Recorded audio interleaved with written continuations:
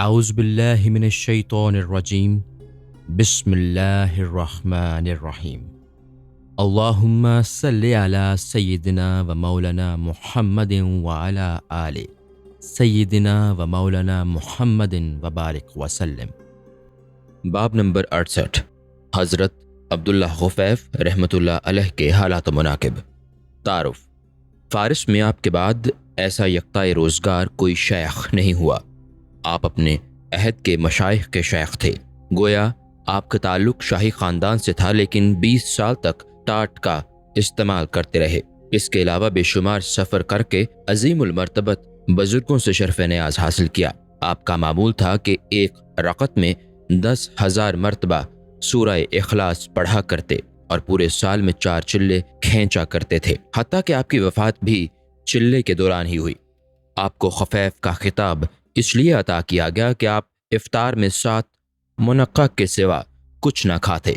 ایک مرتبہ ضعف و نقاہت کی وجہ سے آپ کے خادم نے بجائے 7 کے 8 منقع پیش کر دیے اور آپ نے گنتی کیے بغیر کھا لیے، لیکن اس رات آپ کو عبادت میں وہ لذت حاصل نہ ہوئی جو اس سے قبل ہوا کرتی تھی، اور جب آپ کو واقعہ کا صحیح علم ہوا تو اس خادم کو غصہ میں برخاست کر کے دوسرا خادم رکھ لیا۔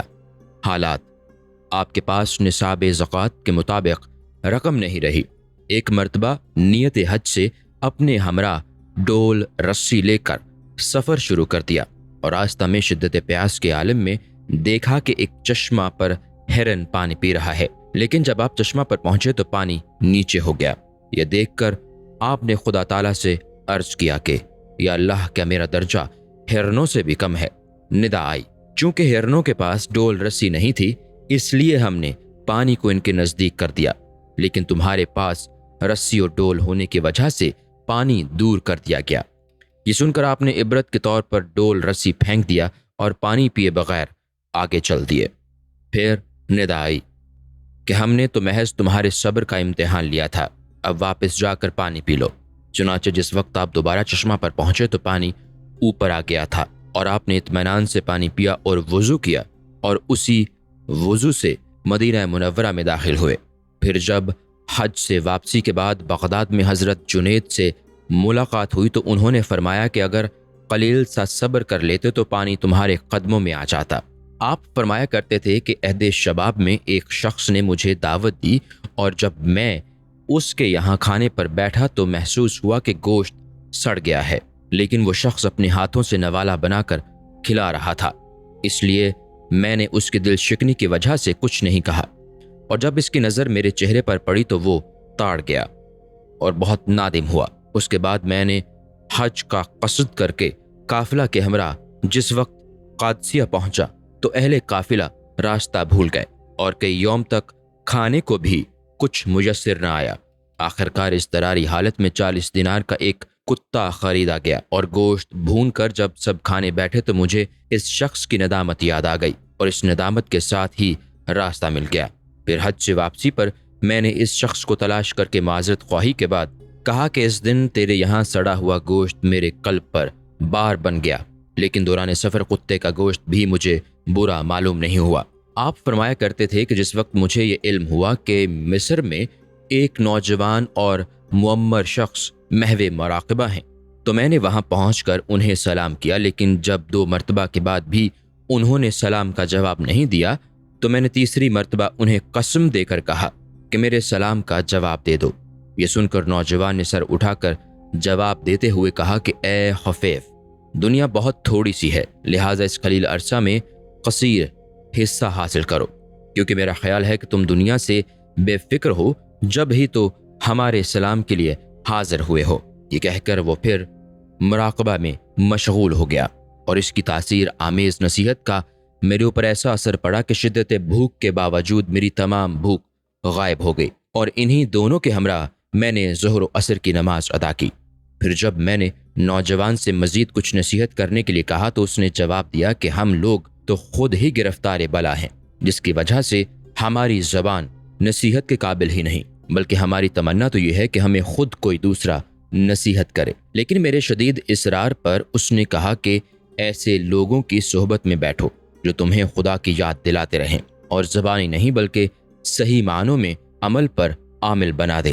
آپ فرمایا کرتے تھے کہ روم کے جنگل میں میں نے ایک ایسے راہب کی نعش دیکھی جس کو جلا دینے کے بعد لوگوں نے اس کی راکھ جب اندھوں کی آنکھوں میں لگائی تو ان کی بصارت واپس آ گئی۔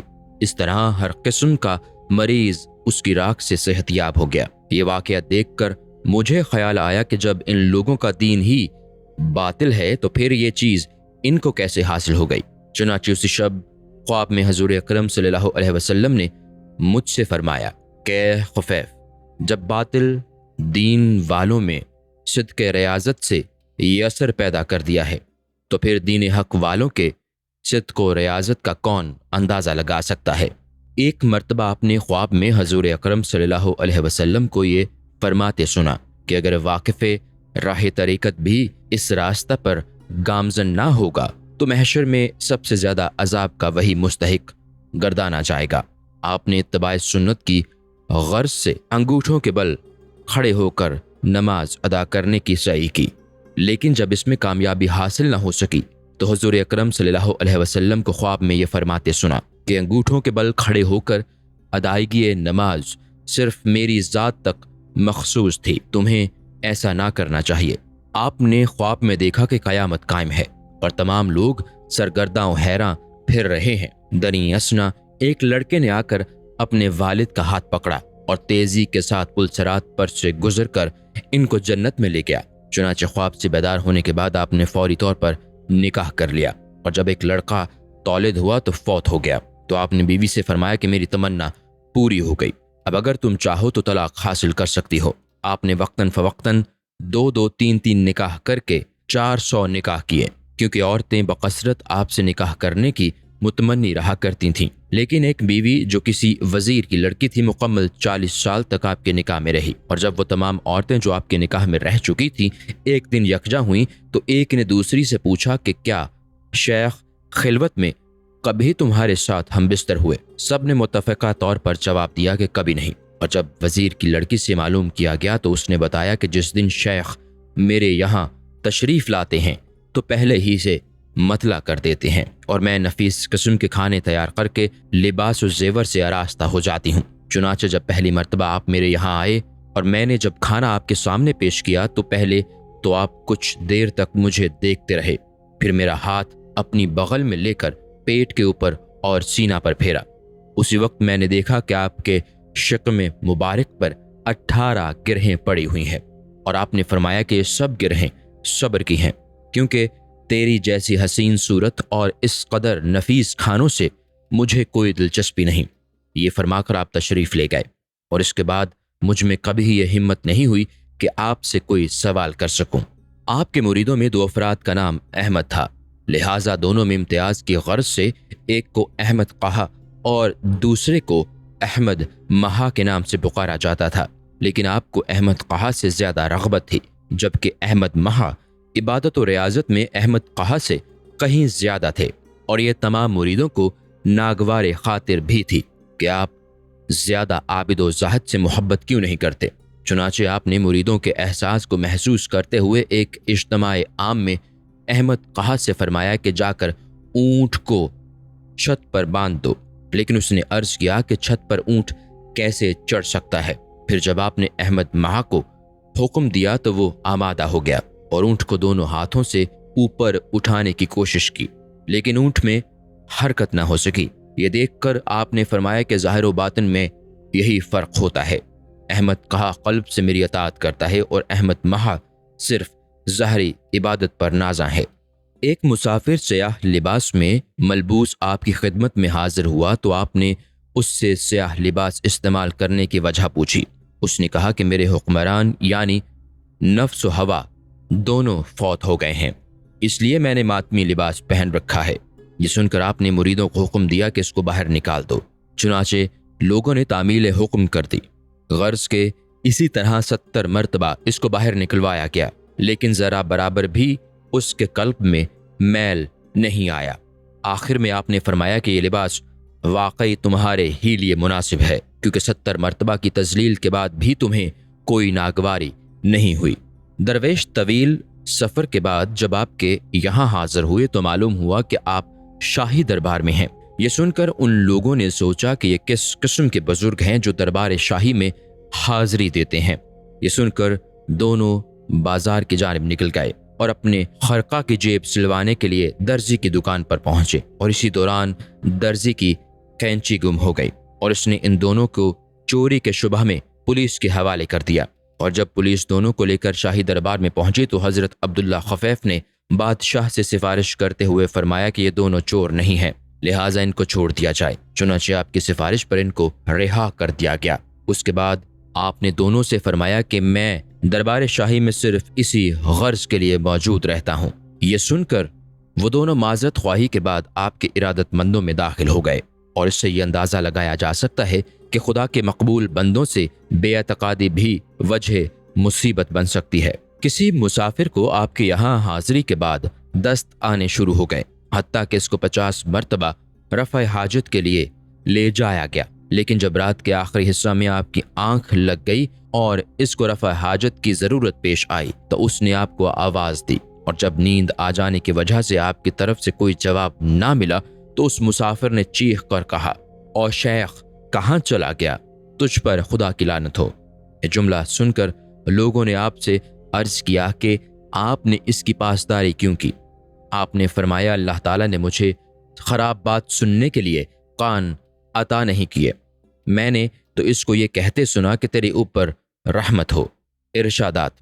آپ فرمایا کرتے تھے کہ ابتدا میں اللہ تعالیٰ نے ملائکہ اور انس و جن کو تخلیق فرمایا، پھر عصمت و کفایت اور جبلت کو تخلیق فرمایا، حکم دیا کہ ہر نوع کے افراد ان میں سے ایک ایک شے کو اپنے لیے منتخب کر لیں۔ چنانچہ ملائکہ نے عصمت کو اختیار کیا، جنات نے کفایت کو اور انسانوں نے جبلت کو منتخب کیا۔ اس لیے انسان کثرت سے ہیلہ بازی سے کام لیتا ہے۔ فرمایا کہ عہد گزشتہ میں صوفیہ جنات پر غالب رہتے تھے، لیکن اب معاملہ اس کے برعکس ہے۔ فرمایا کہ صوفیہ کی شان یہ ہے کہ وہ صوف صفا کا لباس اختیار کر لے، یعنی صفائی باطن کے بعد صوف استعمال کرے اور ترک دنیا کے بعد اپنے نفس پر ظلم کرتا رہے۔ پھر فرمایا کہ پاکیزگی کے ساتھ ہی دنیا سے رخصت ہونا وجہ راحت ہے۔ فرمایا کہ مقدرات پر شاکر رہنا اور مصائب کا مقابلہ کرنے کا نام ہی تصوف ہے۔ فرمایا کہ رضا کی دو قسمیں ہیں، اول حق کے ساتھ تدبیر میں رضا اختیار کرنا، دوم حق سے حق کی تقدیر میں رضا اختیار کرنا۔ فرمایا کہ مکاشفات غیبی ہی کا نام ایمان ہے۔ فرمایا کہ عبادت نام ہے دائمی غم و خوشی کو ترک کر دینے کا۔ فرمایا وصل نام ہے محبوب سے اس اتصال کا جس کے بعد کچھ یاد نہ رہے۔ فرمایا کہ نفس دنیا اور ابلیس سے کنارہ کشی کا نام تقوی ہے۔ فرمایا کہ عبادت الہی سے نفس کو شکست دینے کا نام ریاضت ہے۔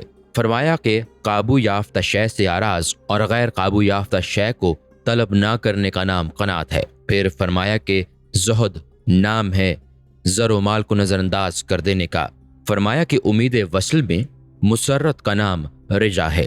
فرمایا کہ اپنے تمام امور کو سپرد خدا کر کے مصائب پر صبر کرنے کا نام عبودیت ہے۔ فرمایا کہ اظہار فقر معیوب شے ہے۔ فرمایا کہ جو کچھ میسر آئے کھا کر خدا کا شکر کرے اور میسر نہ آئے تو صبر سے کام لے۔ وفات۔ انتقال کے وقت خادم کو آپ نے یہ وصیت فرمائی کہ موت کے بعد میرے ہاتھ میں رسی باندھ کر اور گلے میں توق ڈال کر قبلہ روح بٹھا دینا، تاکہ اسی طرح سے شاید میری مغفرت ہو جائے۔ اور موت کے بعد جب خادم نے وصیت پر عمل کرنے کا قصد کیا تو ندائے غیبی آئی کہ او بے ادب، کیا تو ہمارے محبوب کو رسوا کرنا چاہتا ہے؟ یہ سن کر اس نے وصیت پر عمل کرنے کا قصد ترک کر دیا۔ السلام علیکم۔ پوری کتاب دیکھنے کے لیے ہمارے یوٹیوب چینل صوفی سما کی پلے لسٹ میں جائیں۔ یہاں آپ کو مختلف بزرگوں کی کتابیں ملیں گی، اور جو کتاب پوری نہ ہوئی اس پر کام تیزی سے ہو رہا ہے اور ریگولر بیسس پر اپلوڈ ہوتی رہتی ہیں۔ آپ سے گزارش ہے کہ آپ ہمارے یوٹیوب چینل کو سبسکرائب کر لیں اور بیل نوٹیفیکیشن پر کلک کر لیں تاکہ ہماری آنے والی کتابیں آپ کو ملتی رہیں۔ جزاک اللہ خیر۔